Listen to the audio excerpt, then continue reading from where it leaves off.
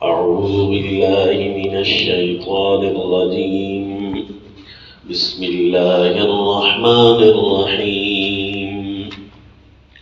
يا أيها الناس اتقوا ربكم الذي خلقكم من نفس واحدة وخلق منها زوجها وبث منهما رجالا كثيرا ونساء واتقوا الله الذي تساءلون به والأرحام إن الله كان عليكم رقيبا. وصلى الله على النبي الكريم. سورة النساء. اس کی سورت کے شروع میں عرض کرتا ہوں کہ اس کا نام کا ربط، اس کا مضمون کا ربط اور اس کا دعویٰ اور خلاصہ، یعنی چار چیزیں اہم ہوتی ہیں. آپ جب بھی سورت پڑھتے ہیں تو تین چیزیں ابتدا میں پڑھتے ہیں اور چوتھی چیز جو خلاصہ ہوتا ہے وہ چونکہ ہم پورا پڑھتے ہیں پھر وہ حاضر باش ہوتا ہے تو یوں آخر میں جا کر علی وجہ البصیرہ اس کو لکھتے ہیں. تو لہذا پہلے نام کا ربط لکھ لیں. سورہ آل عمران میں آپ کو پتہ ہے آل عمران کا نام کا ربط آپ نے کیا لکھا تھا؟ یاد ہے جی آپ کو؟ ذرا ایک دفعہ دیکھ لیں. سورہ آل عمران میں تھا کہ ہم آل عمران کی عبادت نہیں کریں گے جس طرح کے عیسائیوں نے کی تھی. یہود بھی اس کے اندر آئے تھے.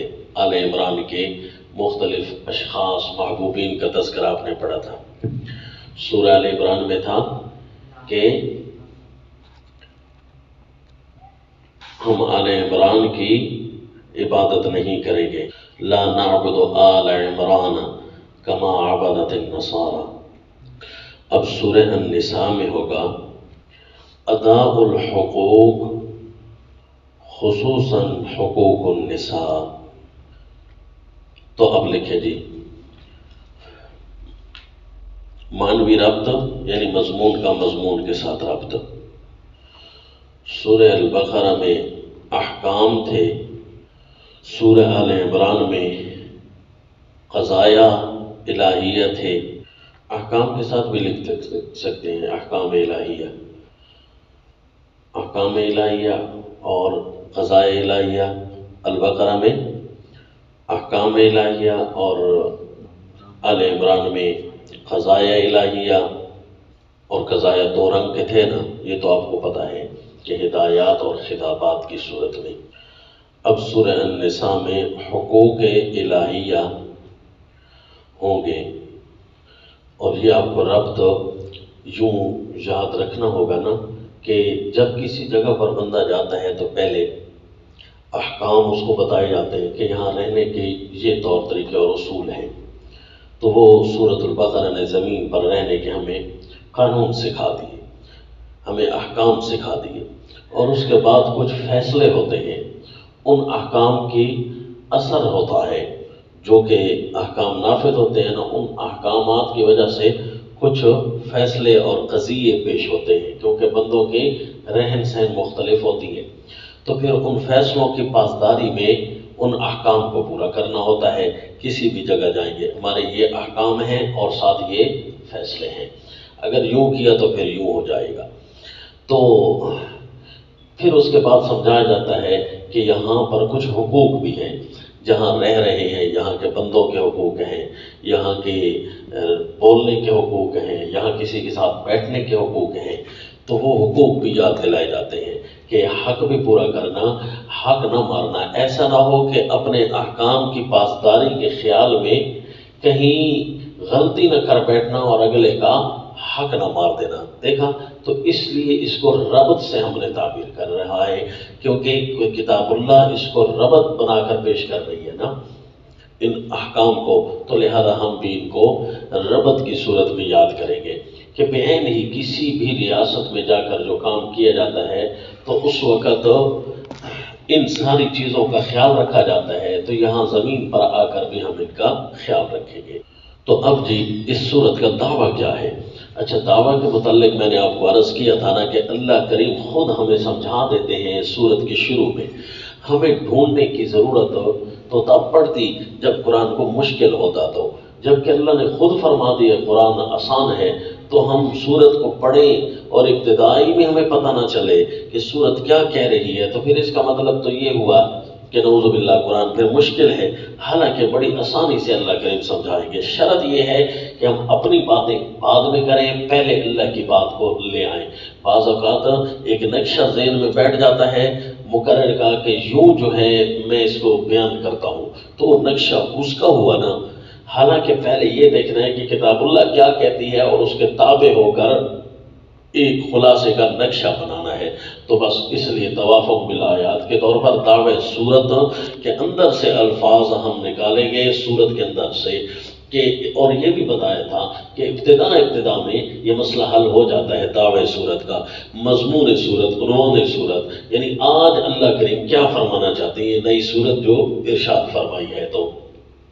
تو ٹھیک ہے جی، ہم اور صورتوں کے بارے میں نے بتایا تھا کہ بندوں کی لکھی ہوئی تو بنائی ہوئی نہیں ہے، بلکہ خود قرآن میں ہے فیہا کتب قیمہ، کہ اس کتاب کے اندر ہم نے کتابیں بنائی ہیں، کتب قیمہ یعنی صورتیں بنائی ہیں۔ تو ہر صورت کا ایک درجہ کتاب اللہ کا ہے، پوری کتاب کا درجہ ہے، تو اس لیے اس کو صورتیں بھی تو اللہ نے بنایا، ہم نے تو بنایا نہیں ہے۔ تو اس کا مطلب کہ اللہ کریم جب وہ چیدہ احکام کو ایک صورت میں رکھ رہے ہیں تو کچھ ہم سے فرمانا چاہتے ہیں، تو اس لیے ہمیں اس کا مضمون ڈھونڈنا ہے، بھئی آج کیا ہوگا جی، آج کیا فرمایا جائے گا؟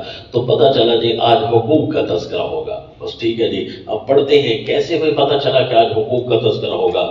ذرا ابتدا میں دعویٰ ہم ڈھونڈتے ہیں، پہلی آیت میں ہمیں یہ حل مل جائے گا۔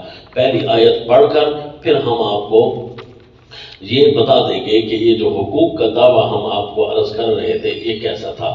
لہذا حقوق کا دعویٰ لکھے جی، تقوی اللہ فی الحقوق، دعوی صورت کیا ہے جی؟ تقوی اللہ فی الحقوق للعبد والمعبود، تقوی اللہ فی الحقوق للعبد والمعبود۔ اچھا جی، یہ تو ہو گیا مختصر الفاظ میں، تقوی اللہ فی الحقوق للعبد والمعبود۔ اچھا، آپ دو بریکٹیں آپ نے لکھنی ہیں۔ پہلی بریکٹ العبد لکھ کر نا، عبد کی باتیں کیسی ہوں گی وہ آپ کو ایک بریکٹ میں بند کراتا ہوں، اور اسی طرح معبود کے حقوق کس قسم کے ہوں گے وہ بھی ایک بریکٹ۔ پہلے لکھو العبد، بریکٹ شروع کریں، حقوق الرجال والنساء فی الارحام والحکام، بریکٹ بند کریں۔ آپ کو یہ سمجھاؤں کہ دیکھو جی، حقوق العبد جو اس صورت میں ہوں گے، اللہ سے ڈرنا جو ہے بندوں کے حقوق میں، تو وہ حقوق کس قسم کے ہوں گے؟ تو حقوق الرجال والنساء یعنی مردوں عورتوں کے حقوق ہوں گے، خصوصاً رشتہ داری میں اور حکومت وقت جو اللہ کے حکموں کو نافذ کرنے کے لیے ہوگی نا، اس میں یہ زیادہ ضرورت آئیں گے۔ اس لیے ارحام کا لفظ قرآن نے بتایا اور حکام کا لفظ بھی خود قرآن جا کر بتائے گا کہ یہ حکام کے بارے میں ان تؤدوا الامانات الی اہلھا وغیرہ ذالک آگے الفاظ آئیں گے کہ حکام کے ساتھ پیش آنا ہو، چونکہ تمہارے ہاتھ میں ایک تم سے بڑے ہوں گے اور ایک تم سے چھوٹے ہوں گے۔ بڑے ہوں گے وہ جو اللہ کے حکم نافذ کرنے کے لیے تمہارے اولی الامر ہوں گے، تو کچھ ان کے ساتھ تمہارے حقوق کی معاملات کی بات ہوگی، اور اسی طرح کوئی تم سے چھوٹے ہوں گے، یعنی کوئی رشتہ دار ہوتے ہیں ایسے جو تمہارے تابع ہوتے ہیں، یتیم ہو گئے یا عورتیں ہو گئیں اس قسم کے۔ تو اس لیے ان ارحام اور حکام کے حوالے سے یہاں رجال اور نساء کے حقوق ہوں گے، وہ چونکہ سبق آگے چلے گا نا، پھر اس دعویٰ کو مزید آپ سبق کے اندر بھی حل کرتے رہیں گے انشاءاللہ۔ اب دوسری بریکٹ لکھیں، اس کے اوپر لکھیں المعبود، یعنی اللہ کے حقوق کس قسم کے ہوں گے؟ حقوق اللہ فی الالوہیت والحاکمیہ۔ اب بریکٹ بند کریں، یہ سمجھاؤں، چونکہ آپ نے اللہ کے حکم تو پڑھ لیے اور عقیدہ بھی درست کر لیا، عقیدہ بھی بنا لیا، جو سورۃ البقرہ میں اللہ نے اس کی تفصیلات سمیت سب کچھ بتایا تھا، عقیدے بھی ہمارے بن گئے، اور اللہ کے احکام بھی ہمارے سامنے آ گئے، پھر اللہ نے کچھ اپنے فیصلے بھی بتا دیے۔ اب ہمارے ذمے اللہ کے حق پورے کرنا ہوا، تو وہ حق ویسے بھی ہم پورے کر سکتے کیونکہ اللہ نے جو حکم دے دیا ہے، لیکن اللہ کا فضل و احسان کہ اللہ نے دوبارہ سے اپنے حقوق کی ترتیب بتائی ہے کہ حقوق کچھ الوہیت کے ہوں گے اور کچھ حاکمیت کے ہوں گے۔ تو یہ ہو گیا جی آپ کا دعویٰ۔ تو دعوے کے الفاظ دوبارہ آپ نے کیسے نوٹ کرنے ہیں جی؟ تقوی اللہ فی الحقوق للعبد والمعبود، اور عوام کے لیے، عبد کے لیے اور معبود کے لیے جو الفاظ آپ کو بتائے نا جی، وہ آپ نے لکھنے ہیں۔ اچھا جی، اب پہلے دعویٰ پڑھیں تو صحیح، اللہ کریم نے یہ دعویٰ ہمیں کیسے سمجھایا، ہم نے کیسے لکھا، یہ دعوے کے لیے پڑھیں جی۔ بسم اللہ الرحمن الرحیم، یہ تین چیزیں ہو گئی ہیں آپ کی، اور چوتھی چیز خلاصہ وہ آخر میں انشاءاللہ۔ یا ایھا الناس اتقوا ربکم الذی خلقکم من نفس واحدہ وخلق منها زوجها وبث منهما رجالا كثيرا ونساء۔ اے لوگوں ڈرو اپنے رب سے، پچھلی سورت کے اختتام پر تھا یا ایھا الذین آمنوا اصبروا۔ میں تو آپ کو ایک ایک رابطہ لکھواتا ہوں نا جی، یہ ضروری ہوتا ہے جو سبق سمجھنے کے لیے۔ باقی جب آپ ترجمۃ القرآن میں بیٹھیں، علوم القرآن میں بیٹھیں، تو اس کے اندر پھر روابط کئی آپ کے سامنے آئیں گے۔ مثلا سورت کے اختتامیہ اور ابتدائیہ یہ بھی آپس میں مربوط قسم کا ہوتا ہے۔ دیکھیں پچھلی سورت کے آخر میں تھا یا ایھا الذین آمنوا اصبروا وصابروا ورابطوا واتقوا اللہ، ساری باتیں تھیں نا۔ اب اس سورت کے شروع میں یا ایھا الناس اتقوا ربکم، اس اللہ سے ڈرنا ہے کس کس چیز میں؟ ربط میں، کہ کیسے آپس میں جڑے رہنا ہے ایک دوسرے کو، کہ حقوق پورے کرنے میں، صابرو مقابلے میں مضبوط رہنے میں۔ کوئی مقابلہ آ جاتا ہے، حقوق کا مقابلہ ہے، بندوں کا مقابلہ ہے، اسی طرح یا ایھا الذین آمنوا اصبروا ڈٹ کر رہنا ہے، احکام عملیہ علمیہ کی طرف اشارہ تھا۔ تو پھر یا ایھا الناس اتقوا ربکم، ان ساری باتوں کا تذکرہ جس طرح کہ پچھلی آیت میں تھا، اب اللہ کریم نے اپنے حقوق کو بیان فرمانے شروع کر دیے تقوی کے رنگ میں۔ اپنے رب سے تم نے ڈرنا ہے، کیسے جی؟ میں نے آپ کو بتایا تھا کہ ایک تقوی کا خطاب ہے، بڑا تفصیلی اللہ نے کیا ہے۔ وہ خطاب کہاں کیا ہے جی؟ یا ایھا الذین آمنوا اتقوا اللہ حق تقاتہ کے اندر کتنا بڑا خطاب تھا اور کتنی چیزوں کو شامل تھا۔ اگر کسی نے تقوی کا خطاب دیکھنا ہو تو پھر وہاں ہے۔ اب اللہ کریم تقوی کا خطاب نہیں فرمائیں گے بلکہ مختصر فرما دیں گے یا ایھا الناس اتقوا ربکم، اور پھر اب حقوق کی طرف اشارہ شروع کر دیں گے۔ الذی خلقکم من نفس واحدہ، الذی خلقکم، اللہ نے تمہیں پیدا کیا۔ یہ بات تو پہلے سے ہی ارشاد فرما دی تھی سورہ البقرہ کے اندر، لیکن آگے من نفس واحدہ کا کچھ زیادتی ہے۔ اس کا مطلب ہے اللہ کوئی حقوق کی بات شروع کرنا چاہتے ہیں۔ من نفس واحدہ، ایک جان سے اللہ نے تمہیں پیدا کیا ہے۔ اپنی حیثیت پہ نہیں سمجھ لو، ہم سارے ایک جان ہیں۔ کیا ہے جی؟ سب کچھ ہمارا ابتدائیہ ہم سب کا ایک ہی ہے۔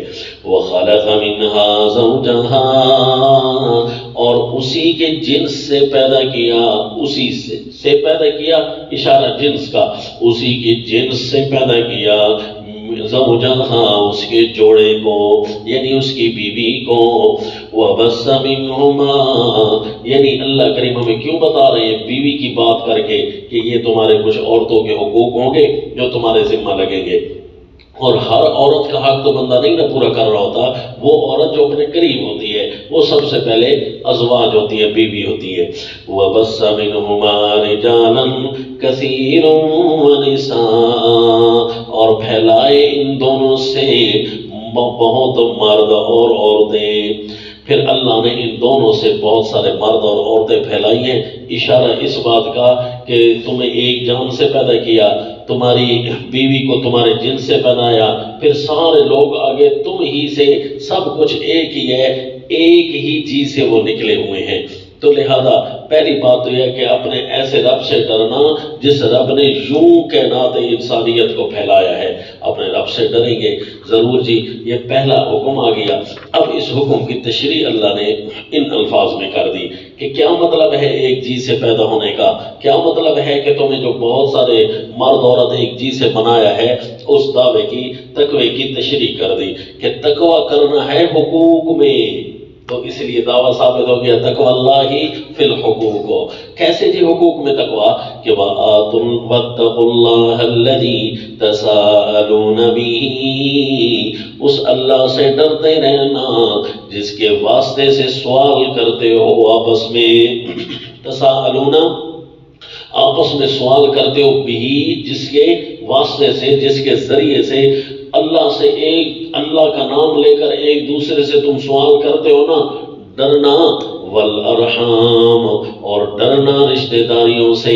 یہ عطف ہے اللہ تعالیٰ کے حرف پر، یہ واتقوا اللہ واتقوا الارحام، اور ڈرنا تم رشتہ داریوں سے، اس لیے شیخ الہند نے منع کیا، اور خبردار رہو قرابت والوں سے، یعنی اس اللہ سے ڈرو جس اللہ کا نام ایک دوسرے کے سامنے لیتے ہو، نام لیتے ہوئے لاج بھی رکھنا، نام لیتے ہوئے احتیاط بھی کرنا، کسی کے اوپر ظلم تو نہیں کر رہے، کسی نام لیتے ہوئے اللہ کا خیال کرنا، کسی کے حقوق میں کمی تو نہیں کر رہے، اللہ کا نام لیتے ہوئے اللہ کے حق کو پورا کرنے کے لیے ایک دوسرے کے سامنے اللہ کی بات رکھنا، اللہ کی لاج رکھنا، تو اس کا مطلب ہے حقوق عباد سامنے آ رہے ہیں۔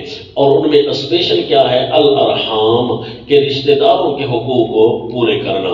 ان اللہ کان علیکم رقیبا، بے شک اللہ تم پر ہے نگہبان۔ پتہ چل گیا جی کہ اللہ کریم ہم سے کس قسم کے حقوق مانگتے ہیں۔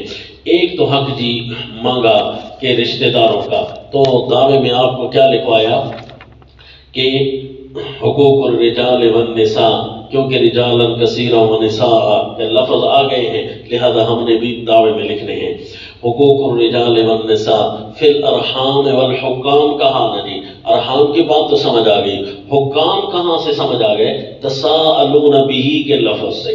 ایک کسی کے سامنے اللہ کا واسطہ بندہ تب ڈالتا ہے نا جب اس کے اوپر اور کسی کا زور ہو، چلنے کا کوئی بھی یہ نہ ہو، خطرہ نہ ہو، یا وہم نہ ہو کہ یہ کس کے نام سے ڈرے گا، کیونکہ حاکم جو ہوتا ہے اس سے بڑا تو اور کوئی ہوتا نہیں ہے علاقے میں، لہذا اس کے سامنے صرف اور صرف اللہ کی ذات ہی ہوتی ہے، اللہ کی ذات سے ڈرایا جاتا ہے۔ تو یہ حکام کا لفظ اپنی طرف سے نہ نکالا دعوے میں، بلکہ آیت کے اس لفظ میں مذکور ہو گیا، اور کس انداز میں مذکور ہے، اس کی کیا تشریحات ہیں، جب آگے پڑھیں گے نا مزید یہ آیت کھول کر سمجھ آنی شروع ہو جائے گی۔ جس طرح سورہ آل عمران کے شروع میں ھدی للناس وانزل الفرقان، دو لفظ پڑھے تھے نا، تو پوری سورت پڑھتے گئے تو یہ دو لفظ ہمارے سامنے کھلتے گئے کہ ہدایات القرآن ہے اور خطابات الفرقان ہے۔ تو لہذا جی یہ دعویٰ ہمارا پورا ہوا۔ اور یا ایھا الناس اتقوا ربکم، اس کے اندر ہم نے آپ کو لکھوایا حقوق اللہ فی الالوہیت والحاکمیہ، کیونکہ تقوی کے یہی شعبے ہیں کہ اللہ تعالیٰ کا حق یہی ہوتا ہے۔ اس کے لیے دو آیتیں اللہ کریم نے فرمائی، یا ایھا الناس اتقوا ربکم، اپنے رب سے تم نے ڈرنا ہے، رب سے ڈرتے ہیں، اللہ کا جو بھی حکم ہوگا ہم اپنے اوپر لینے کے لیے تیار ہیں، جو بھی اللہ کے بارے میں عقیدہ رکھنا ہوگا وہ رکھنے کے لیے ہم تیار ہیں۔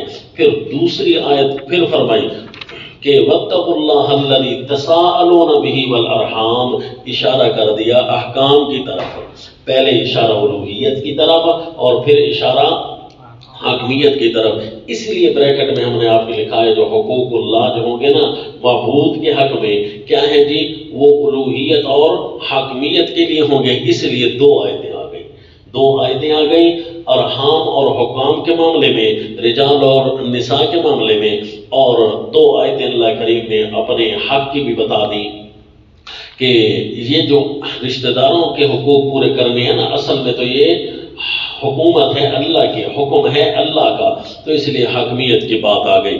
لہذا جی تقوی اللہ فی الحقوق للعبد والمعبود، ہمیں یہاں سے سمجھ آیا کہ رشتہ داروں کے معاملات میں اللہ سے ڈرنا ہے، یعنی ان کے جو حق ہیں وہ ان کو دینے ہیں۔ اور جی تو یہ دو آیتوں کے اندر، ایک ہی آیت کے اندر اس آیت کے دو حصے، دو آیتیں اس کو کہہ رہا ہوں، آیت ایک لیکن حصے دو، کیونکہ دو حصے بنائے نا، اتقوا ربکم واتقوا اللہ، تو ایک میں ہے واتقوا اللہ، دوسرے میں ہے، دوسرے حصے میں ہے واتقوا ربکم۔ تو رب اشارہ حاکمیت کا بھی ہوتا ہے اور الوہیت کا بھی ہوتا ہے، یا ایھا الناس اعبدوا ربکم میں آپ کو بتایا تھا، اور اسی طرح واتقوا اللہ یہاں پر اشارہ بھی حاکمیت کا بھی ہو گیا، الوہیت کا بھی ہو گیا۔ تو ایک میں لفظ اللہ کا بولا اور اللہ الوہیت سے ہے، اور ایک میں رب یہ ربوبیت سے ہے جس میں اشارہ حاکمیت کا ہے۔ دیکھا جی اپنی طرف سے تو کوئی بات نہ ہوئی نا کہ الوہیت اور حاکمیت، کیونکہ دو الفاظ و صیغوں کی چینجنگ اسی طرح ہے۔ ان اللہ کان علیکم رقیبا، اور رقیب کے اندر بھی حکم کا اشارہ مل رہا ہے کہ اللہ تمہارا نگران ہے کہ میرے احکام کیسے پورے کرتے ہیں۔ رقیب رقبہ سے ہے، گردن سے، گردن یہ جو ہوتی ہے نا، یہ جب بندہ آس پاس دیکھتا ہے تو یہ گردن یہ باقاعدہ چیک کا کام کر رہی ہوتی ہے نا، گراری کا کام کر رہی ہوتی ہے، اگر یہ سخت ہوتی تو یہ ادھر ادھر نہ گھومتی۔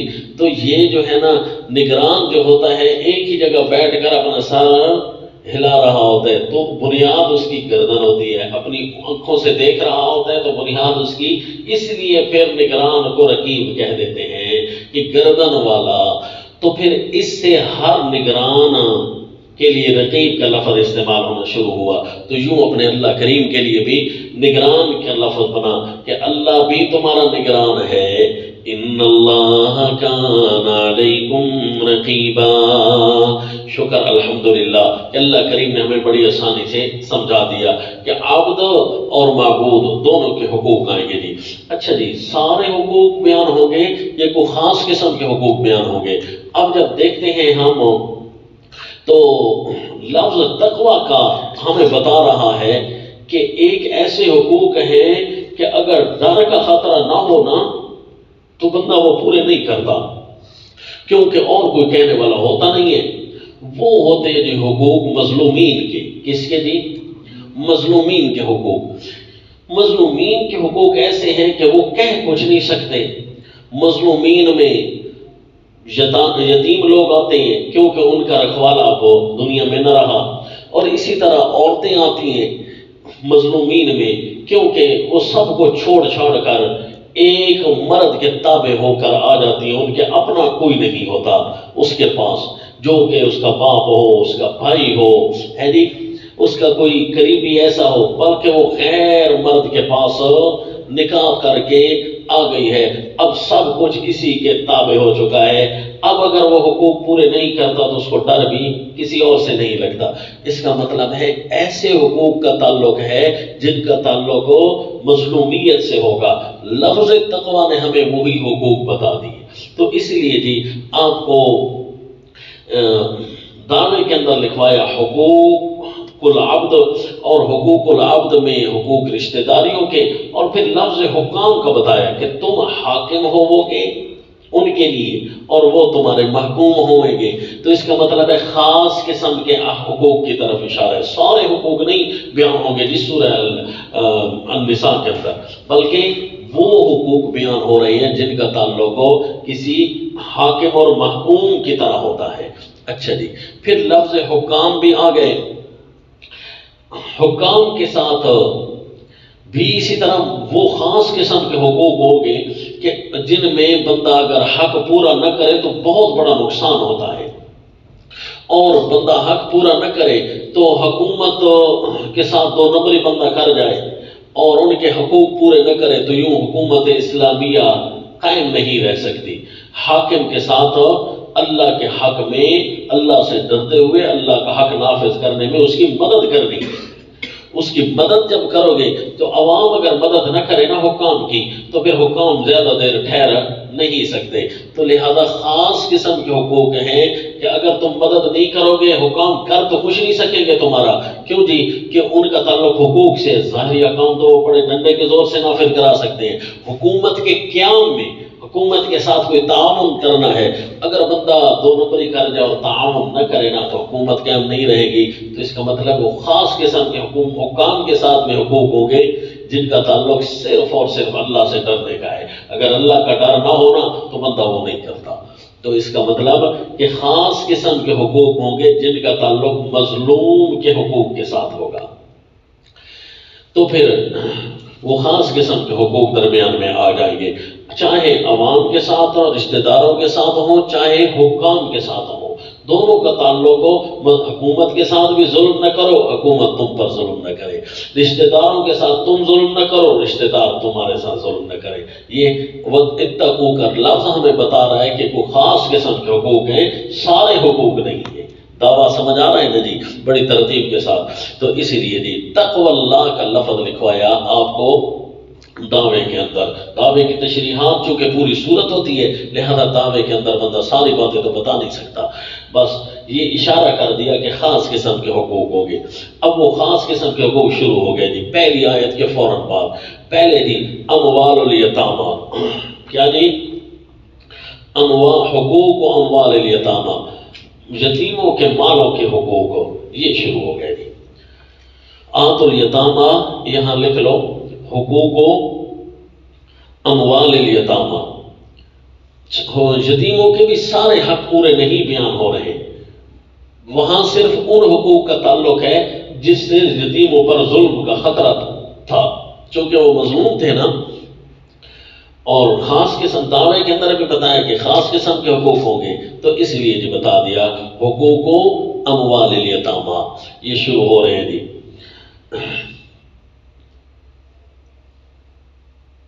وَآتُوا الْيَتَامَىٰ أَمْوَالَهُمْ وَلَا تَتَبَدَّلُوا الْخَبِيثَ بِالطَّيِّبِ وَلَا تَأْكُلُوا أَمْوَالَهُمْ إِلَىٰ أَمْوَالِكُمْ إِنَّهُ كَانَ حُوبًا كَبِيرًا۔ تو اس لیے یہ قانون نمبر 1 شروع ہو رہا ہے۔ یہ قانون نمبر 1 حقوق و اموال الیتامہ، اور اس قانون کی اب کچھ شکیں ہوں گی، ہر آیت ایک شک ہوگی، ہمیں اپنی طرف سے شکیں بنانے کی ضرورت بھی نہیں پڑے گی انشاءاللہ، ہر آیت ایک شک ہوگی۔ یہ کتنی آیتیں ہوں گی آگے جی؟ 17 آیتیں آ رہی ہیں، ایک آیت 18 آیتوں میں جا کر یہ بات ختم ہو جائے گی انشاءاللہ، حقوق و اموال الیتامہ، اور ایک آیت تو 18 آیتیں پوری، ایک آیت دعویٰ کی نکل گئی تو پیچھے کتنی بچی جی؟ 17۔ تو یعنی اس قانون کی 17 شکیں اللہ کریم بیان فرمائیں گے۔ کتنی جی؟ ہاں جی، ہر شک کے اگرچہ دفعات بھی ہوں گے لیکن آسانی کے لیے بتا رہی ہے کہ اس ایک قانون کی 17 شکیں جو 17 آیتوں پر مشتمل ہوں گی۔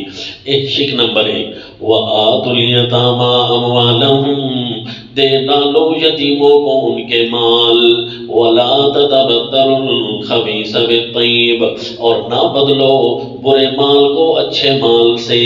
یتیموں کو جب مال دینے لگو نا تو اچھے مال کے ذریعے برے مال کو بدل کر نہ دے ڈالو کہ چلو اچھا لے لیتے ہیں اور برا یتیم کو دے دیتے ہیں۔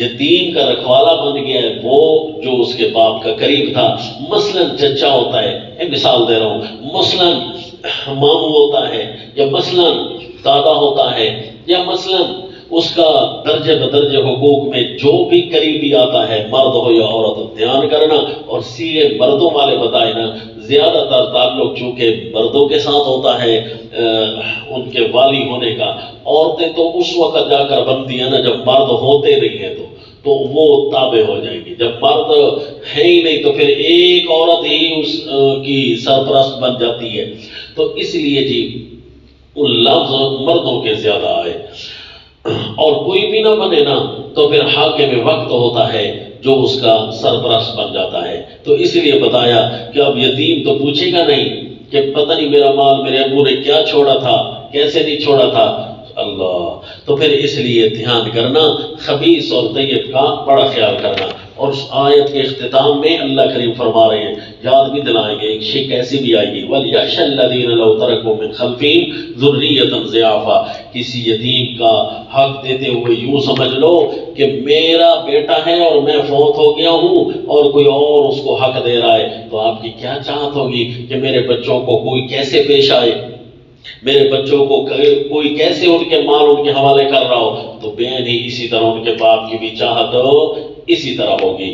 وَلَا تَتَبَدَّلُوا الْخَبِيثَ بِالطَّيِّبِ وَلَا تَأْكُلُوا أَمْوَالَهُمْ إِلَىٰ أَمْوَالِكُمْ، اور نہ کھاؤ ان کے مال اپنے مالوں کے ساتھ ملا کر.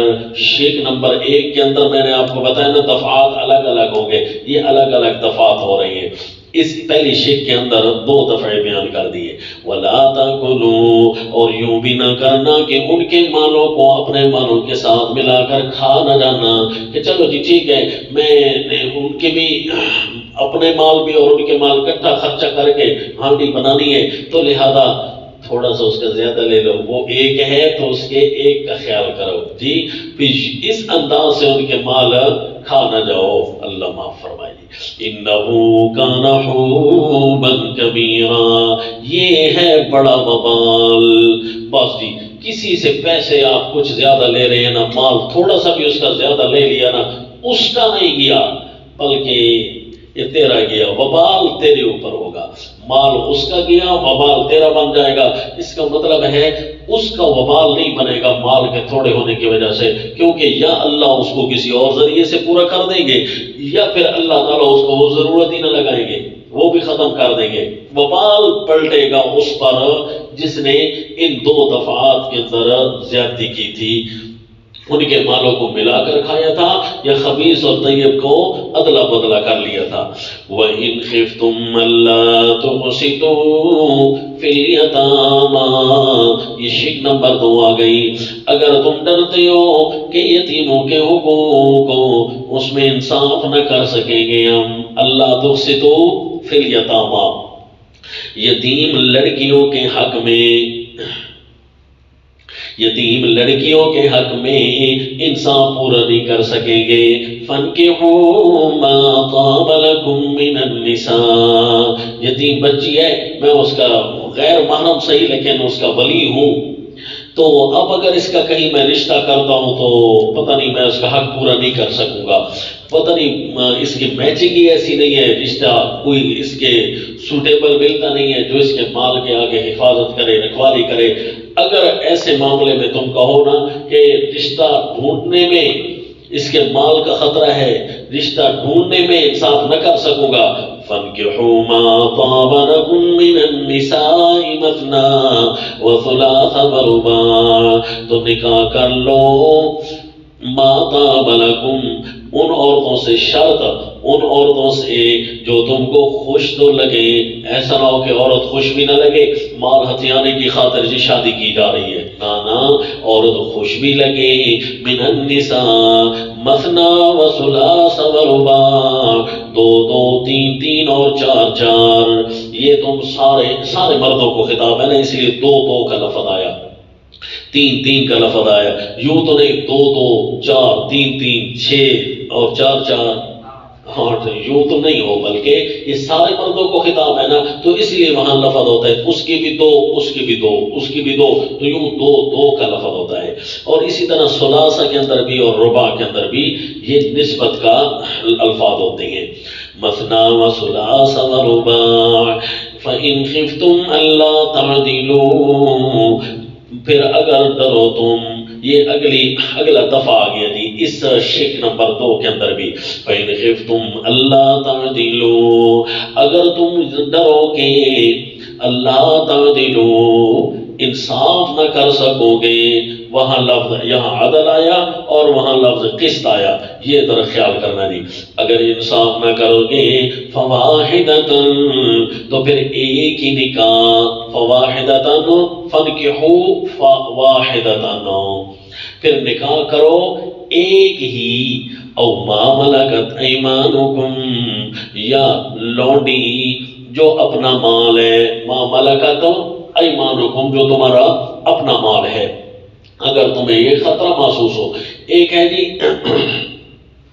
قسط، قسط حصے کو بھی کہتے ہیں، قسط قسط، یہ اسی طرح ظلم کے ساتھ بھی اس لفظ کو تعبیر کیا جاتا ہے.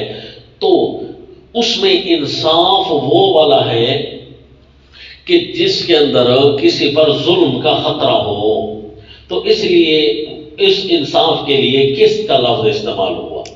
ٹھیک ہے جی.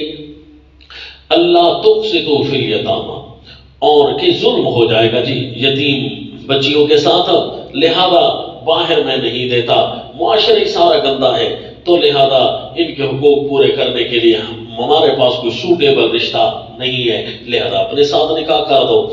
اور آگے لفظ عدل آیا، عدل کہتے ہیں برابری کو. لیکن اگر تم یہ خطرہ کرتے ہو کہ پھر اگلا یہ مسئلہ ہے کہ میں اگر نکاح کرتا ہوں تو پھر پہلی سے جو موجود ہے یا دو کے ساتھ میں کروں گا تو دونوں کے حقوق مجھ سے پورے ہونے والے تو نہیں ہے. میرے لیے کئی مسائل ہیں، کئی مجبوریاں کئی مردوں کے سامنے ہوتی ہیں جی. ایک مجبوری کا ذکر تو نہیں کیا جا سکتا، کئی مجبوریاں کئی مردوں کے سامنے ہوتی ہیں.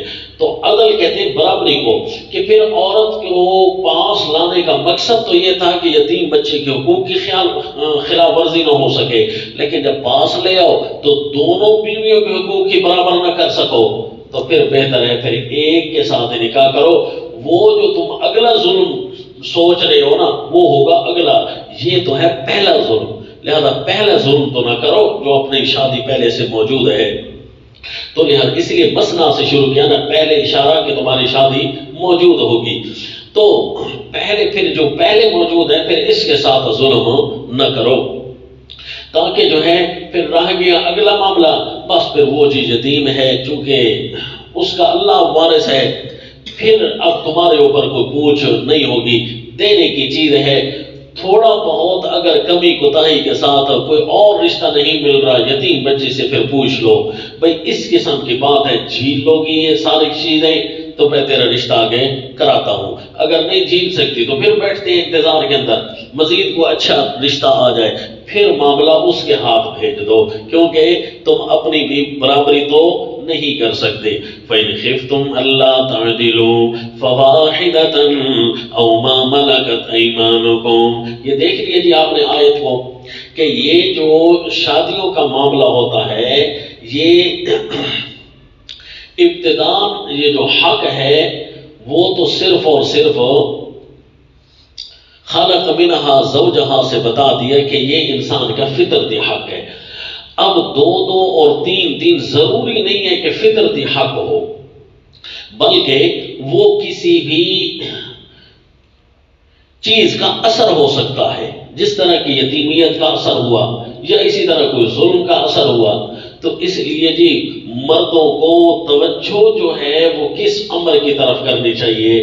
شادی کے حق کو اللہ نے دو دو تین تین چار چار کے حق کو اللہ نے بیان کیا ہے حقوق کے ضمن میں، اس کو اسپیشلی کر کے الگ نہیں بیان کیا. قرآن میں اگر کہیں ہے تو بتاؤ جی، اسپیشلی الگ نہیں بیان کیا. اسپیشلی الگ جو ہے ایک شادی کو تو بیان کیا ہے کیونکہ یہ ان کا فطرتی حق ہے، جس طرح کھانا فطرتی حق ہوتا ہے. تو اس لیے جی مردوں کو چاہیے کہ سارا زور اپنا ادھر ہی صرف نہ کرتے پھریں کہ دو دو تین تین چار چار، تمہارے کام کوئی اور ہے. وہ کون سے کام ہے جی؟ خلیفۃ اللہ فی ارضہ، وہ اللہ کی زمین پر اللہ کا خلیفہ ہے. بس اس کے اوپر اپنا ٹائم صرف کرو، اسی کے اوپر اپنا زور صرف کرو، دوسری طرف خیال ہی نہیں جائے گا، نہ موبائل کی طرف، نہ روٹی کی طرف، نہ روٹی والی کی طرف، کہیں بھی خیال تمہارا نہیں جائے گا. کیوں جی؟ صبح شام تمہارے کام تو اتنے ذمے لگے ہوئے ہیں، تم اللہ کے خلیفہ ہو، صبح کو کام کرنے ہیں، رات کو سونا بھی ہے، عبادات بھی کرنی ہے، اللہ کے حق بندوں کے حق پورے کرنے ہیں. لہذا اگر ایک متقی اور پرہیزگار اللہ کی زمین پر مثالی شخصیت بن کر اگر رہے گا نا، ان چیزوں کی طرف اس کو زیادہ توجہ نہیں ہوگی. یہ جائے کہ مرد جو ہے نا دوسرے رشتے کی وجہ سے پورے کے پورے مسئلہ کشمیر کھڑا کر دے اور لڑائیاں شروع کر دیں اور جناب آ لگی دا لگی، یوں پھر اس کے لیے نہیں ہوتا. دوسری شادی تو اس لیے کی ہے تاکہ اپنے جسم کے حقوق پورے کیے جا سکیں. پھر یہ کیسی دوسری شادی ہے کہ جو ہے تیسری شادی ہے چوتھی شادی ہے کہ ظلم پہلی کے ساتھ ہو رہا ہے؟ وہ بھی تو انسان تھی، وہ بھی تو تمہارے پاس اسی طرح آئی جس طرح کہ اب دوسری آ رہی ہے. تو اس سے سمجھ آئی کہ یہ ذیلی زندگی کا ذیلی حکم ہے. زندگی کا اصلی حکم جو ہے وہ تو فطرتی حق تھا. اس لیے جی وہ پورا ہو گیا۔ اب لیکن حق تو ہے نا، اب تھوڑا سا مردوں کے حق میں بھی بول پڑے گی جی، کیونکہ حق تو پورے کرنے ہیں، تو چونکہ اجازت تو دی ہے نا، لہذا اس اجازت کو مردوں پر حرام نہ کیا جائے، مردوں پر حرام نہ کیا جائے۔ کیسے جی حرام؟ چھوٹا سا فارمولہ بتاتا ہوں کہ بلا وجہ کسی بھی معاملے میں مرد کو دوسری شادی سے روکنے میں بندے کا اپنا نکاح، اس عورت کا اپنا نکاح ہی ختم ہو جائے گا۔ کیوں جی؟ دوسری شادی سے روکا ہے نا، تو یہ بن گیا اللہ کے امر سے روکا ہے۔ اللہ نے ایک چیز حلال کیا اور یہ اس کے لیے حرام کر رہے ہیں، جو بھی رشتہ دار اس میں ملوث ہوگا اس کا نکاح بھی ٹوٹ جائے گا۔ آؤ جی، تو لہذا کیوں جی وہ بن گیا کافر، اللہ کے حکم کو توڑنا کفر ہوتا ہے نا۔ بلا وجہ اللہ کے حلال کو کیوں حرام کیا؟ یا تو کوئی وجہ بیان کرے، یہ وجہ تو ٹھیک نہیں ہے جی مجھ سے مشورہ کر لیا ہوتا، یہ وجہ تو ٹھیک نہیں ہے نا جی کہ ہم اس کو پسند کر لیتے، فلاں رشتہ دار کہتے ہیں جی ہم سے پوچھ لیا ہوتا، یہ تو ٹھیک ہے، تمہارے ساتھ اخلاقی فرائض اچھے ہیں، تعلقات اچھے رکھنے چاہیے۔ آج اس نے مشورہ نہیں کیا، کل آپ بھی کسی معاملے میں اس کے ساتھ مشورہ نہیں کریں گے تو اس کو آپ کہہ دیں گے بھائی ٹھیک ہے آپ بھی میرے ساتھ خصوصی تعلقات تو نہیں نہ رکھتے۔ یہ اور باتیں ہیں، یہ تو پھول اور کانٹے ہیں جو آپس میں جدا ہوتے رہیں گے، لیکن حق یہ ہے کہ بلا وجہ کوئی شرعی رکاوٹ ڈالو، کوئی شرعی رکاوٹ ہے، مرد ہیں بیچارے چھپتے پھر رہے، کوئی نہیں ہے بہادر ایسا جو کہے جی میں وجہ کر آ گیا ہوں شادی جی، تو مرد بھی چھپتے پھرے کہ ہندوانہ رواج ہے نا کہ ہندو جو ہے وہ ایک عورت کے ساتھ نتھی کر دیتے ہیں اور عورت بیچاری کو بھی نتھی کر دیتے ہیں مرد کے ساتھ۔ بعض تو ایسے ظالم فرقے بھی گزرے ہیں ان کے کہ مرد مر جائے نا تو عورت کو ایسا نتھی کیا کہ اس کو بھی ساتھ جلنا پڑتا تھا۔ انا للہ و انا الیہ راجعون، اس کو قتل ہوگا، ایسے فرقے بھی آئے ہیں دنیا میں۔ اور مرد کو ایک عورت کے ساتھ نتھی کر دیا، بس جی اس عورت کے ساتھ ہی نکاح کیا ہے، اب وہ اگر مر گئی ہے تو بس حرام کے بے شک منہ مارتا رہے، لیکن اس کو دوسری شادی کرنے کی اجازت نہیں ہے۔ اور وہ جو ہماری کچھ انڈین قومیں، پڑھے لکھے لوگوں کی بات نہیں ہو رہی، دیندار لوگوں کی بات نہیں ہو رہی، جو ہندوانہ تہذیب سے نکل کر مسلمان لوگ تھے، حالانکہ وہاں سے بیچارے ہجرت کر کے ایک الگ ریاست میں آئے ہیں، تو اب مسلمانوں کے یہاں ملک میں پاکستان کے اندر رہتے ہیں وہ انڈین قومیں، تو ان کے ہاں بیچاروں کے ہاں کچھ جہالت والے جو معاشرے ہیں نا، وہ ابھی تک وہی ہندوانہ معاشرے ہیں کہ دوسری شادی کا نام لو تو یوں سمجھو بس جی۔ اسی طرح کزن میرج ان کے ہاں معیوب سمجھی جاتی ہے کہ کزن تو میری بہن بھائی ہوتے ہیں آپس میں، یہ کیا نکاح، تو وہ ہندوانہ تہذیب ہے۔ تو ہم نے خامخواہ بلا وجہ اس چیز میں رکاوٹ بھی نہیں بننا۔ ہاں اگر کوئی مرد ہے خود انصاف کر سکتا ہے، اللہ کو جواب دے سکتا ہے تو ٹھیک ہے جی، جانور رکھتے ہوئے بھی، بکریاں رکھتے ہوئے بھی، گائے رکھتے ہوئے بھی، مرغیاں رکھتے ہوئے بھی اللہ کو جواب دینا ہوگا، تو 2 3 4 بیویاں رکھتے ہوئے پھر اللہ کو جواب نہیں دینا ہوگا۔ فَإِنْ خِفْتُمْ أَلَّا تَعْدِلُوا، اس لیے تو میرے استاد یہاں منع کرتے تھے کہ اگر تمہیں یہ خطرہ ہو کہ پورے مرد نہیں ہو، اللہ تعدلوا، مرد کس کو کہتے ہیں؟ اصل مرد تو حاکم کو کہتے ہیں نا۔ اگر خطرہ ہو کہ تم پورے مرد نہیں ہو فواحدۃ، پھر ایک پر ہی گزارا کرو، او ما ملکت ایمانکم ذالک ادنی الا تعولوا، اس میں امید ہے اللہ تعولوا کہ ایک طرف جھک نہ پڑو گے، اس میں امید ہے، ذالک ادنا ایک طرف جو۔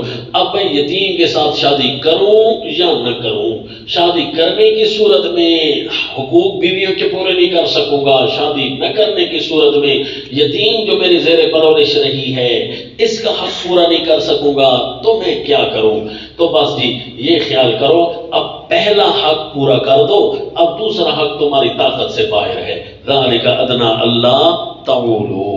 او جی یہ شرک بتا لی، لہذا عورتوں کے بھی جی حقوق ہوتے ہیں اور مردوں کے بھی حقوق ہوتے ہیں۔ خواہ کسی کو تنگ بھی نہ کیا کرے، یہ بھی نہ کہا کرے اپنی ازواج کو یا اور ازواج کے رشتہ داروں کو کہ ہم جی دوسری شادی کریں گے، اور خواہ دیتا ہے کوئی نہیں تجھے اور بیچارے کی زندگی تو نے خراب کر دی ہے، تو لہذا دوسری شادی کر، مرد بان ہے نہیں، اس کے حق بھی پورے کر، اس کے خواہ تنگ بھی نہ کرتا ہے۔ خیال جی، تو پھر وہ یہی تانا دیں گے نا آخر میں، تنگ کرنے پر لگا ہوا ہے، یہ بھی نہ کریں اپنی عورتوں کے حقوق کی. اور دیکھیں کسی کو ٹینشن دینا یہ کسی کو مارنے سے زیادہ ہوتا ہے، تو خواہ کی ٹینشن بھی تو نہ دو.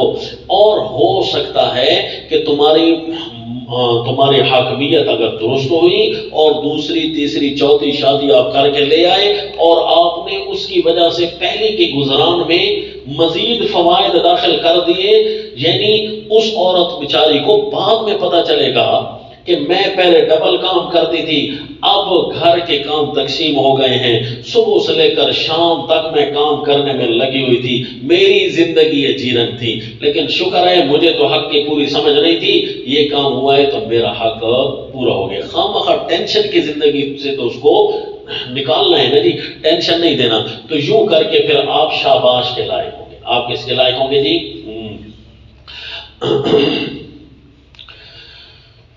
اللہ اکبر اللہ. ایک چھوٹا سا لطیفہ سنا کر اگلی بات شروع کرتا ہوں کہ ایک آدمی آیا اور اس نے بتایا جی میرا مشورہ یہ ہے کہ دوسری شادی نہ کرنا.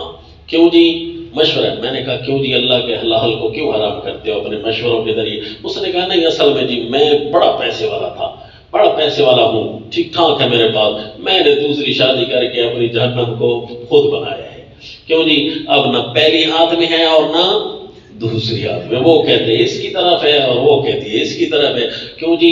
پہلی بات تو یہ ہے کہ تربیت کی کمی خود ہے نا، نہ مرد کی اپنی تربیت ہے چاہے جائے کہ وہ اپنی بیوی اور اپنے بچوں کی صحیح کر کے دینی تربیت کر سکے، تربیت میں کمی ہوتی ہے نا، لہذا وہ کھینچا تانی میں ہی ساری زندگی گزر جاتی ہے. اور یہ میرا مشہور ایک تفکر ہے جو اپنے دوستوں کے ساتھ شیئر کرتا رہتا ہوں کہ یاد رکھنا 100 سالہ ہمارے جو پیچھے تھے نا اس میں تربیت ختم ہو چکی تھی ہماری.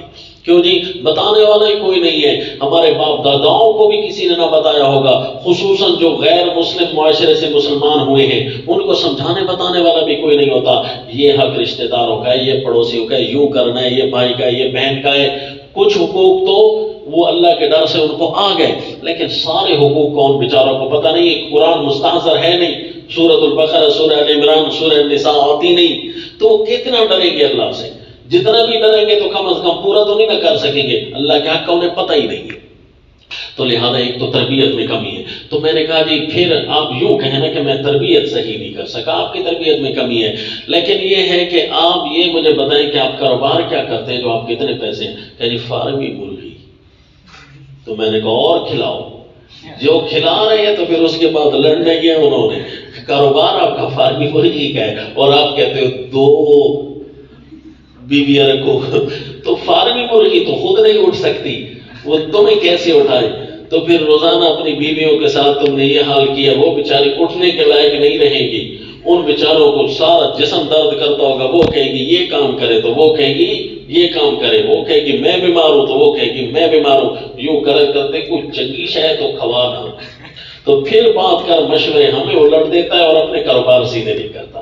آؤ جی، لہذا مردوں اور عورتوں کے حقوق میں اللہ سے ڈرنا ہوگا. جانور بھی گھر رکھا ہے نا، اس معاملے میں بھی اللہ سے ڈرنا ہے. تو یہ آیت علماء کو بھی یاد ہوتی ہے اور عوام کو بھی یاد ہوتی ہے. یہ وہ آیت تھی، لیکن اس کی تشریحات یاد نہیں تھی نا، تو لہذا میں نے کہا ان تشریحات سمیت یاد کر لو. آؤ جی، ذالک ادنی الا تعولوا، اس میں امید ہے کہ ایک طرف نہیں جھک پڑو گے. تیسری شکلی وآتوا النساء صدقاتہن نحلا. جب یہ آیت آئی نا آپ کے سامنے تو آپ سوچو گے کہ یہ یار مہر کی بات آ گئی ہے، یتیموں کے حقوق کا قانون کیسے پورا ہوگا کہ اس میں تو غیر یتیم کا تذکرہ آ گیا ہے. تو میں آپ کو عرض کروں جواب میں کہ بھائی مہر کا ذکر تو وہاں بھی آ گیا ہے جہاں اللہ نے حقوق تدبیریہ بیان کیے تھے. تو وہاں کیا تھا کہ ازواج کو بندہ چھوڑ جائے یا اولاد کو پیچھے چھوڑ جائے تو اس میں رضاعت اور حقوق متوفی عنہا زوجہا کے بھی ہوتے ہیں. اسی طرح مالی ظلم بھی کسی پر نہ ہو تو وہاں پر کیا تھا؟ او یعفو الذی بیدہ الا یعفون او یعفو الذی بیدہ عقدۃ النکاح. وہاں یہ بات آ چکی تھی. لہذا یہ ہے اسپیشلی یتیموں کے بارے میں کہ اگر بالفرض یتیم بچی کے ساتھ شادی ہو گئی ہے، وہ بیوی بن گئی ہے، تو اب اس کا مال ہتھیانے کے چکر میں بھی نہ رہنا، پھر بھی مال اسی کا ہے، بس اتنا ہے کہ آپ نے ضائع ہونے سے بچا لیا، آپ کی نگرانی میں رہا، مال اس کا اپنا ہے، حتیٰ کہ آپ نے جو مہر دینا ہے نا وہ بھی دفعہ ٹرکانوے اس کو ہماری زبان میں کہتے ہیں، وہ نہ لگا جائیں، چھوڑ نہ دیں، بلکہ ان کا جو یتیم بچیوں کا جو حق مار ہے نا وہ بھی دینا۔ وَآتُوا النِّسَاءَ صَدُقَاتِهِنَّ نِحْلَةً، اور دے دو عورتوں کو، خاص قسم کی عورتیں، الف لام عہدی ہونا اصل ہوتا ہے، تو وہ کون سی عورتیں جن کا ذکر ابھی پچھلی آیت میں گزر چکا ہے، وہ ہے یتیم عورتیں۔ دوسروں کو ذرا نہ تو پتہ چل جائے گا جی، ڈنڈے والے آ جائیں گے اس کے رشتہ دار، وہ کہیں گے دو بھائی دو، ہمارا حق۔ یتیم ہوتا ہے نا، اس بیچارے کا پوچھنے والا کوئی نہیں ہوتا، تو وہ ڈر کی وجہ سے بھی اپنے حق نہیں مانگ سکتی۔ اللہ کریم فرما رہے اتقوا ربکم، ڈرو، وہ مظلومیت والی باتیں ہیں نا۔ وآتوا النساء، اس لیے اس عورت سے مراد کیا ہے کہ وہ یتیم عورتیں۔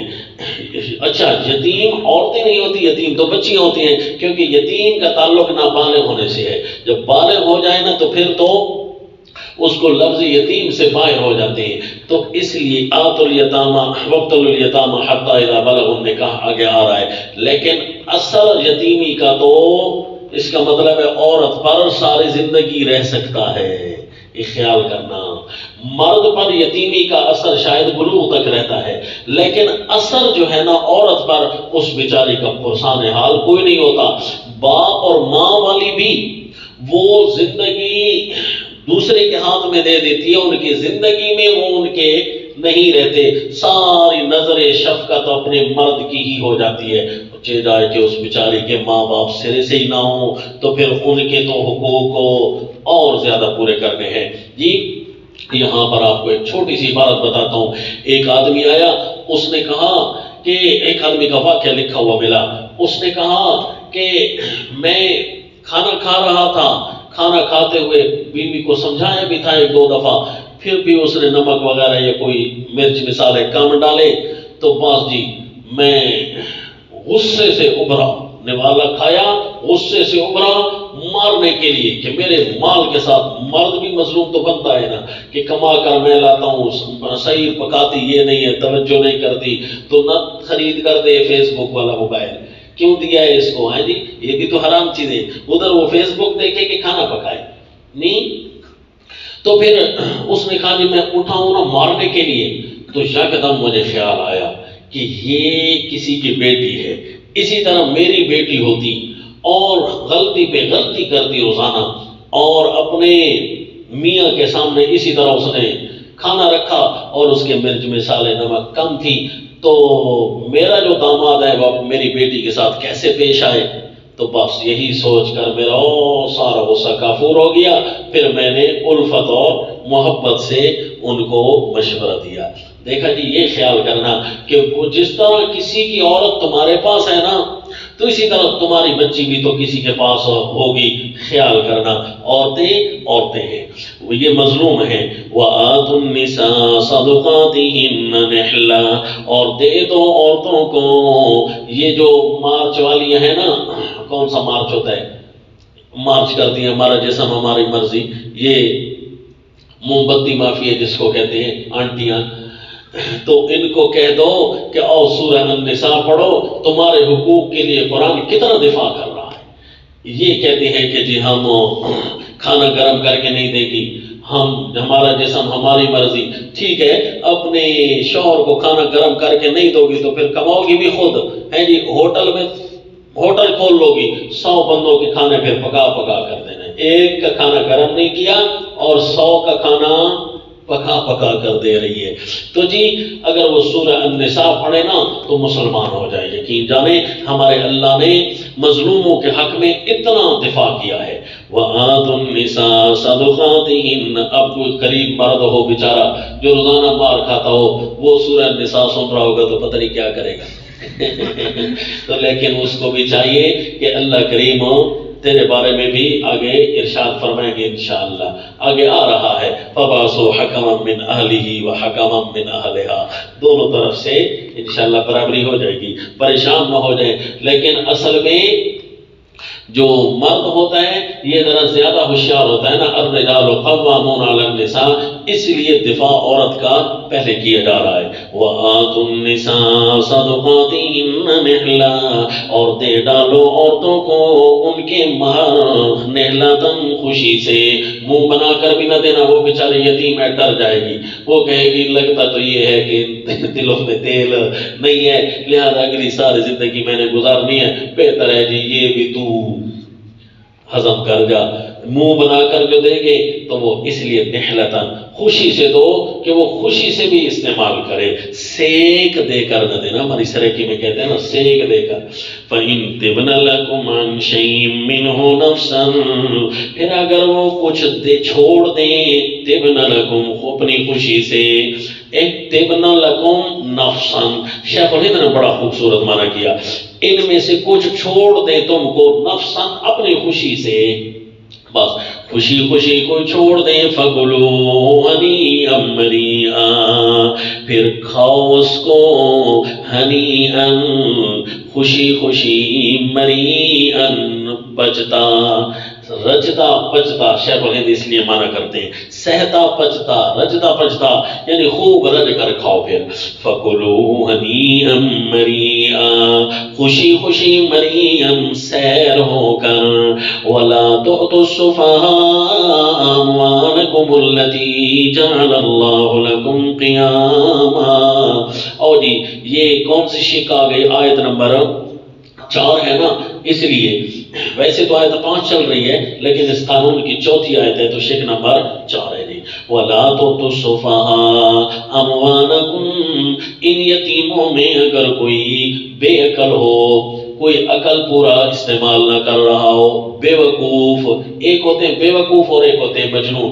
بے وقوف وہ ہوتے ہیں کہ جو اپنے عادات اور اخلاق میں الٹ ہو جاتے ہیں، یہ عقل مند ہوتے ہیں لیکن بے وقوفی ہوتی ہے، انجام کی پرواہ کیے بغیر یہ دنیا میں وقت نبھا رہے ہوتے ہیں، پاس کر رہے ہوتے ہیں، کیونکہ ان کو بعض اوقات معاشرہ خراب کر رہا ہوتا ہے، ناجائز معاشرے میں قدم رکھ دیتے ہیں، برے لوگوں کے ساتھ اٹھک بیٹھک ہو جاتی ہے، الیاذ باللہ۔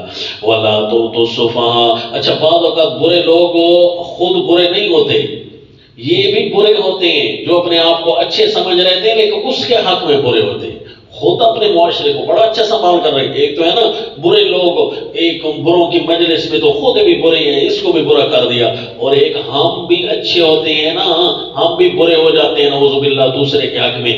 اپنے معاملات ہمارے بڑے خوبصورت ہیں، دوسرے کو مشورہ دینا، اس کو پیغور دینا، اس کو تانے دینا، اس کو ایسا بڑھا چڑھا کر رکھنا، یہ بھی ہمارا سوسائٹی بھی بری ہے۔ اپنے حق میں تو اچھے ہیں لیکن اس کے حق میں تو برے ہو گئے، لہذا وہ بیوقوف بن گیا۔ وَلَا تُؤْتُوا السُّفَهَاءَ أَمْوَالَكُمْ، اور نہ دو بے وقوفوں کو، بے عقلوں کو، أَمْوَالَكُمْ، اپنے وہ مال، الَّتِي جَعَلَ اللَّهُ لَكُمْ قِيَامًا، وہ مال جن کو بنایا ہے اللہ تعالیٰ نے، لَكُمْ قِيَامًا، تمہارے گزران کا سبب، اموالکم، اپنے مال، وہ مال جن کو اللہ نے تمہارے گزران کا سبب بنایا ہے، مال تمہارا ہے، الذی جعل اللہ لکم قیاما۔ اچھا ولا تؤتوا السفہاء، جس طرح انشاءاللہ یہ آگے قانون آئے گا نا، اس میں دو چیزیں ہوں گی، ایک ہوگا قانون کا بیان اثباتاً اور ایک ہوگا قانون کا بیان نفیاً، بیان الحقوق اثباتاً اور بیان الحقوق نفیاً۔ اب پہلے یہ جو آپ نے 4 شکیں پڑھی نا، 3 شکیں پڑھی، یہ بیان الحقوق تھا اثباتاً، اور اب بیان الحقوق آ رہا ہے جی نفیاً۔ وَلَا تُؤْتُوا السُّفَهَاءَ أَمْوَالَكُمْ، مال تمہارے ہیں اور بے وقوف بن گیا ہے، یہ بھی خیال کرنا اپنے مال وہ تم سے خامخواہ، یتیم بھی اکڑ سکتا ہے، جو بے وقوف ہوتا ہے نا وہی اکڑتا ہے، یتیم بھی تو کبھی کبھی سر چڑھ سکتا ہے، تو اس کے لیے بھی اللہ نے شک بیان کر دی۔ وہ مجنون نہیں ہوتا، وہ بے وقوف ہوتا ہے، کیونکہ وہ ظلم پر اتر آیا ہے۔ اس کا رکھوالا اتنا شریف بندہ تھا، اس نے باپ بن کر پالا پوسا، باپ کی طرح اس کی ساری ذمہ داریاں پوری کی، لیکن اس کو پوری سوسائٹی نے ظالم بنا ڈالا اور وہ بن گیا بے وقوف، اور بے وقوف ہوتے ہیں دوسروں پر ظلم و زیادتیاں کرتے ہیں۔ تو یوں یتیم بن گیا ظالم۔ تو اب مال تمہارا ہے تو اب کیا کروں جی، یہ یتیم ہے، کیا اپنا مال بھی سارا دے دوں ان کو؟ نہ، اپنا مال جو تمہارا مال ہے نا، وہ اللہ نے تمہارے گزران کا سبب بنایا ہے، لہذا یہ خیال کرنا جی تمہاری گزران کا سبب بنایا نا، ان کی گزران کا سبب ہو تو نہیں ہے، وہ مال تو تمہارا ہے، اس کا مال تو اپنا اس کا ہے نا۔ الَّذِي جَعَلَ اللَّهُ لَكُمْ قِيَامًا، لیکن معاشرت تو رکھنی ہے نا، کیا کرے؟ بیوقوف جو ہے پھینکنے کا تو نہیں ہے، بیوقوف ضرور ہے لیکن اس کو گھر سے نکال تو نہیں سکتے، پھر کیا کرو؟ معاشرت برقرار رکھنے کے لیے وَارْزُقُوهُمْ فِيهَا، ان کو اس میں سے کھلاتے رہو، وَاكْسُوهُمْ اور پلاتے رہو، وَقُولُوا لَهُمْ قَوْلًا مَعْرُوفًا اور کہو انہیں بات معقول کی، یعنی کم از کم تمہارے پاس تو ہے نا، باپ کے پاس ہوتا ہے نا بیٹا، تو اس کو حق بھی ایک تو پورا دے رہا ہوتا ہے، اور اس کے باوجود بعضوں کا دو بیٹا غلط کاری پر مجبور کرتا ہے باپ کو، تو باپ حسن معاشرت کی وجہ سے بیٹے کو کچھ نہ کچھ اپنا ضرورت سے زائد بھی نہ چاہتے ہوئے دے رہا ہوتا ہے، بھئی کچھ تو لے لے تاکہ اگلا کام نقصان والا نہ کرے، اگلی کوئی نہ درندگی کر کے آ جائے۔ تو وَقُولُوا لَهُمْ قَوْلًا مَعْرُوفًا اور کہو ان سے بات معقول شریعت کے مطابق، یعنی اس کی تربیت باقاعدہ کرتے رہو یہاں تک کہ وہ بے وقوفی سے نکل آئے۔ کیوں جی؟ ایک تو تم نے اس کا مال سنبھالا ہے تو دوسرا اس کی تربیت بھی تو تمہارے ذمہ تھی، لہذا اس کی تربیت کا بھی خوب خیال کرو، جس طرح اموال کا خیال کرنا ہے اسی طرح ان کی تربیت کا خیال کرنا ہے، کیونکہ تربیت کا بھی تعلق مال کے انداز سے تھا نا، تو اللہ کریم نے بڑے خوبصورت پیرائے میں وہ بھی انداز بیان کر دیا۔ آ جاؤ جی، یہ سمجھ آ گئی کہ بعض اوقات یتیم ظالم بھی تو بن سکتا ہے۔ آگے جی وَابْتَلُوا الْيَتَامَى حَتَّى إِذَا بَلَغُوا النِّكَاحَ، یہ شق نمبر 5 آ گئی جی، حقوق و اموال الیتامہ کی۔ اور آزماتے رہو یتیموں کو، حتیٰ شیخ ولید نے معنی کیا وَابْتَلُوا سدھارتے رہو، آزماتے رہو، سدھارتے رہو، آزماتے اس کو بار بار مشق کرو، تجربے کرو کہ یہ اپنے مال سنبھالنے کے قابل ہو چکا ہے کہ نہیں، کیسے اس کو ساتھ ساتھ چلاؤ گے نا جی۔ سدھارتے رہو یتیموں کو، اور یہ نہ کرنا کہ یہ فری میں چٹی پڑا ہوا ہے جی یتیم، تو مرد یہ خیال نہ کرے کہ فری میں چٹی پڑ گیا ہے میرے، تو میں نے اپنی زندگی پوری کرنی تھی اور یہ تو میرے ذمہ لگ چکا ہے اور میری گزران بھی بڑی مشکل کر دی ہے، مجھے ایک ایک اس کے حق کا خیال کرنا ہے۔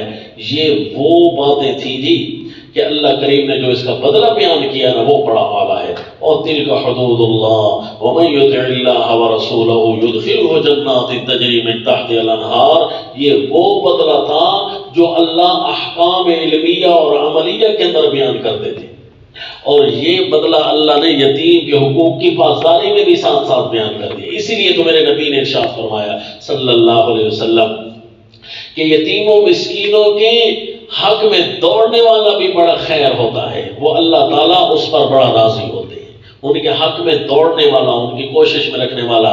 یتیم کے صرف سر پر ایک بندہ محبت کا ہاتھ رکھ دے کہ اس کا والد نہیں ہے، میں اس کے ساتھ محبت کا ایک دفعہ ہاتھ رکھ دو، اس کے ہاتھ کے نیچے جتنے بال آئے نا اللہ وہ بھی مغفرت کر دیں گے۔ یتیم کے ساتھ محبت ایک دفعہ کرنے کا اجر یہ ہے، تو زیادہ دفعہ محبت کرنے کا تو مزہ ہی کچھ اپنا ہے، انعام ہی انعام ہوں گے انشاءاللہ۔ آ جاؤ جی وَابْتَلُوا الْيَتَامَى سدھارتے رہو یتیموں کو، حَتَّى إِذَا بَلَغُوا النِّكَاحَ یہاں تک کہ پہنچے نکاح کی عمر کو، بلوغت کو، نکاح کی عمر کو، نکاح کو پہنچ جائیں۔ نکاح کو کیسے پہنچتے ہیں جی؟ حالانکہ نکاح تو بچپن کا بھی حلال ہوتا ہے، گو جو بچہ نیا پیدا ہوتا ہے اس کا بھی آپس میں نکاح کرا سکتے ہو، سورہ الطلاق 28ویں پارے کے اندر اس کا اشارہ آئے گا، وَاللَّائِ لَمْ يَحِضْنَ، وہاں پر انشاءاللہ۔ تو چھوٹے کا بھی نکاح تو ہو سکتا ہے، تو ایک ہوتا ہے نکاح اور ایک ہوتا ہے نکاح کی عمر، یعنی بلوغت کی عمر۔ نکاح تو ہو جاتا ہے لیکن اب نکاح لغوی کی عمر کو تو ابھی تک نہیں پہنچا، تو نکاح لغوی نکاح شرعی سارے کے لیے لفظ باقاعدگی سے شامل ہو گیا جی۔ حتی اذا بلغوا النکاح، نکاح کو ایسے پہنچے کہ وہ نکاح شرعی اور نکاح لغوی دونوں، یعنی اس کے بھی قابل ہو جائے، رخصتی کے بھی قابل ہو جائے۔ فَإِنْ آنَسْتُم مِّنْهُمْ رُشْدًا فَادْفَعُوا إِلَيْهِمْ، یہاں اذا بلغوا النکاح کا لفظ یاد رکھنا جی، آگے بھی انشاءاللہ آ رہا ہے، پیچھے بھی ایک لفظ گزر چکا ہے کہ فَإِنْ طَلَّقَهَا فَلَا تَحِلُّ لَهُ مِن بَعْدُ حَتَّىٰ تَنكِحَ، وہاں بھی اس پر کچھ میں نے عرض کیا تھا، آگے بھی اسی طرح آ رہا ہے کہ وَلَا تَنكِحُوا مَا نَكَحَ آبَاؤُكُمْ، ان دونوں کے اندر نکاح کا کون کون سا ہم نے معنی لیا راجح بنیادوں پر؟ وہاں تو ہم نے نکاح لغوی کا معنی لے لیا تھا نا، زوجن غیرت سے ہم نے نکاح شرعی مستفاد کیا تھا، اور لا تنکحوا ما نکح آباؤکم کے اندر دیکھنا وہاں پر ہم احتیاطی معنی کریں گے نکاح لغوی کا۔ تو بھئی نکاح لغوی کہاں احتیاط ہے، نکاح شرعی کہاں احتیاطی معنی ہے، یہ کیسے؟ تو وہاں پر دوبارہ یہ آیت یاد دلاؤں گا، حتی اذا بلغ النکاح، کہ دونوں کو یہ شامل ہے جی۔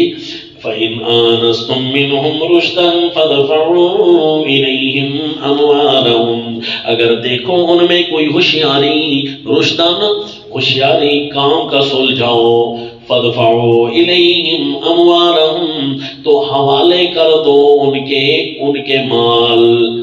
کے مال اور اپنے مال۔ ان لفظوں کا بڑا خیال کرنا، اللہ کا حکم ہے، یہ کوئی عام جج کی سٹیٹمنٹ نہیں ہے، اللہ کا حکم ہے، تو ایک ایک لفظ کی پاسداری بھی تو اسی طرح واجب ہے نہیں۔ ان کے مال، ایک ہے تمہارے مال جو بیوقوف بن کر وہ یتیم ظلم کے اوپر اتر آیا ہے، وہ اپنے مال تو تم نے ان کو نہیں دے دی، اور ان کے مال بھی ان کے عقل مند ہونے تک ان کے حوالے نہ کرو۔ وَلَا تَأْكُلُوهَا إِسْرَافًا وَبِدَارًا أَن يَكْبَرُوا، اور نہ کھا جاؤ یتیموں کا مال، اموال الیتامى، یتیموں کا مال، اسرافا ضرورت سے زیادہ، وبدارا اور حاجت سے پہلے۔ ہاں بھائی، ضرورت سے زیادہ حاجت سے پہلے ان کا مال نہ کھا جاؤ، ان یکبروا، کہ یہ بڑے نہ ہو جائیں، بدارن حاجت سے پہلے نہ کھاؤ کہ یہ بڑے نہ ہو جائیں، اس لیے حاجت سے پہلے مال ان کا نہ کھاؤ، جب حاجت ہو نا تو اس وقت لو، اور ان کا مال ضرورت سے زیادہ بھی نہ کھاؤ۔ کیا مطلب بھائی، ان کا مال ہے تو ہم نے کیسے کھانا ہے؟ تو اس کا ذکر سورہ البقرہ میں چونکہ گزر چکا ہے نا ایک دفعہ، کہاں جی؟ اور دوسرے پارے کے اندر وہاں بتایا تھا، اور احکام الشرافہ کے اندر، کہ ان کے مال کو ہم اپنے مال کے ساتھ ملا سکتے ہیں کہ نہیں، ان کی ہانڈی کو اپنے ساتھ ملا سکتے ہیں کہ نہیں؟ تو وہاں کیا ارشاد فرمایا تھا؟ یسألونک عن الیتامی قل اصلاح لہم خیر، آیت نمبر 220 سورہ البقرہ۔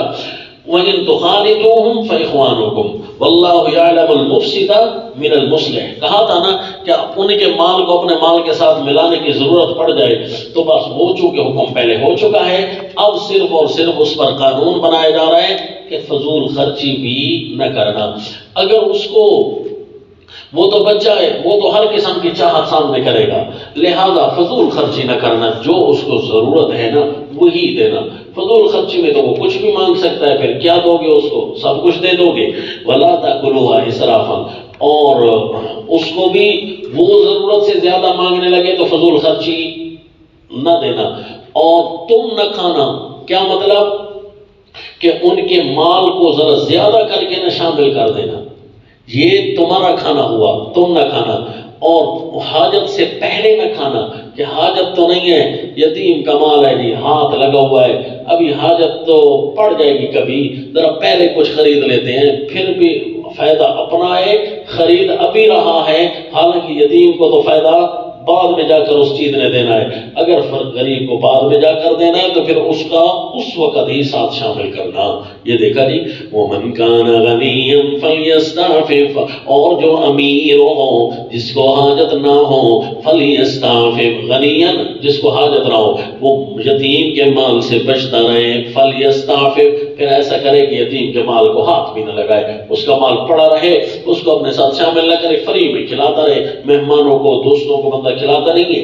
وَمَنْ كَانَ فَقِيرًا، اور جو غریب ہو محتاج ہو، اس کا اپنا بھی گزران پورا نہیں ہو رہا، چلے جائے کہ دوسرے کے ضروریات کا خیال کرے، پھر ایسا کرے فَلْيَأْكُلْ بِالْمَعْرُوفِ، تو اس کے مال کو کھائے موافق دستور کے، پھر اس کے مال سے تھوڑا سا اپنے مال کے ساتھ ضرورت کے مطابق شامل کر کے ہانڈی کے خرچے میں شامل کر دے۔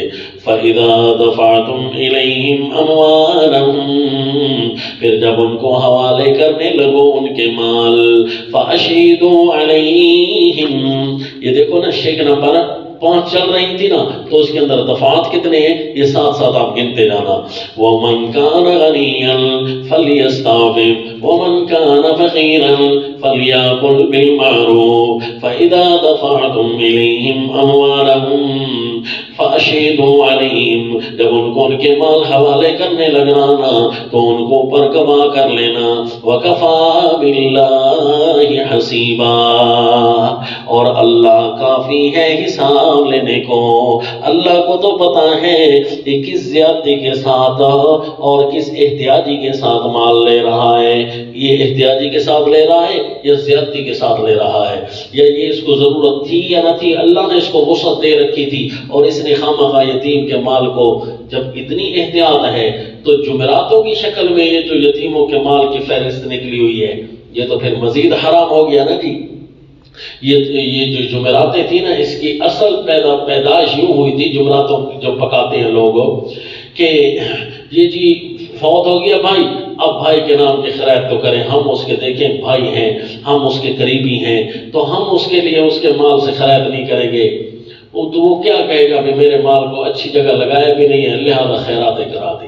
جو اچھا دن ہے جی، جمعرات ہے جی، اس لیے آج اچھے دن پر تو یہ شیطان نے، یہ ملوڈوں نے ان کو پٹی پڑائی تاکہ اپنی روٹی نعوذ باللہ کھری کرے اور لوگوں کے مال کے دشمن بن جائے۔ تو اگلا بھی بیچارہ اس وقت تو اس کو ہمدردی کافی بڑی ہوئی ہوتی ہے، وہ بھی کہتا ہے ٹھیک ہے جی مال بھائی کا تو ہمارا ہے نا، ہم نہیں لیتے، خیر ہے۔ وہ بھائی تمہارا کدھر ہے؟ ہم نہیں لیتے، خیر ہے جی ہم خیرات کر دیتے ہیں۔ تو اسی طرح اس بھائی کے مال کی دیگیں چڑھا دی گی، یہ اصل میں تو ہمارا بھائی ہے نا، ہم ایک ہی چیز ہے نا، ہمارا بھائی جو تھا تو مال ہمارا ہے۔ اور بھائی بھائی تمہارا تھا، سارا مال تو تمہارا نہیں ہے نا، سارے مال کے تو اگلے حقوق متعین، تعیین الحقوق آگے آ رہی ہے کہ وہاں تعیین الحقوق پورے ہوں گے، وہاں کام ہوگا۔ تو انہوں نے جمعراتوں کی شکل میں تو یوں کر کے جمعرات کے اندر 2 چیزیں شامل ہو گئی، ایک تعیین یوم اپنی طرف سے، یہ بدعت ہوا، اور دوسرا کہ یتیم کا مال اگر ساتھ شامل ہے تو پھر مزید حرام شامل ہو گیا، بدعت بھی اور مزید حرام۔ تو پھر کچھ بی بی سینڈ کے نام کی روٹیاں، کچھ ایسے بھی تھے جنہوں نے کہا کہ اپنے رشتہ داروں کے ہم خیراتیں کرتے ہیں تو اہل بیت کے نام کی بھی تو کچھ خیراتیں کرنے چاہیے نا۔ تو یوں کر کے جی ان بیچاروں کو روٹی کسی نے نہیں دی تھی، کربلا کے اندر پانی کسی نے نہیں دیا تھا، بنی بنائی کہانی اپنی طرف سے، نہ کوئی صحیح روایت نہ کوئی صحیح سند ہے جی۔ تو پھر یہ چوپڑی ہوئی ہیں روٹیاں، یہ جی باقاعدہ طور پر یہ جمعرات کو بی بی سینڈ کے نام کی روٹیاں نکلی۔ تو یوں جمعرات کے دن جی اسپیشل گھی والی روٹی اگر آپ کے مدرسے میں آ جائے نا، کبھی بھی ساتھ کچھ شامل نہ ہو تو سمجھ لینا یہ بی بی سینڈ کے نام کی روٹیاں ہیں، انا للہ و انا الیہ راجعون۔ تو یوں جو ہے نا بی بی سینڈ کے نام کی روٹیوں کے لیے مخصوص ایام متعین کرنا، 11ویں 12ویں 13ویں کسی بھی مہینے کی یا جمعرات، تو یہ باقاعدہ اسی طرح حرام ہے۔ تو یہ میں نے یتیم کے مال کی وجہ سے یہ جمعراتوں کی اصلیت بھی بیان کر دی ہے۔ تو یہاں تک یہ کتنی شقیں ہو گئیں جی؟ 5 شقیں ہو گئیں، اور ہر شق کے دفعات تو زیادہ تھے نا، تو یہ اموال الیتامہ کی پاسداری میں آگے بھی اموال الیتامہ کی تعیین الحقوق بھی جاری ہے، اور اس کے کچھ شقیں بھی حقوق و اموال الیتامہ کی جاری ہیں انشاءاللہ بعد میں وما علینا الا البلاغ.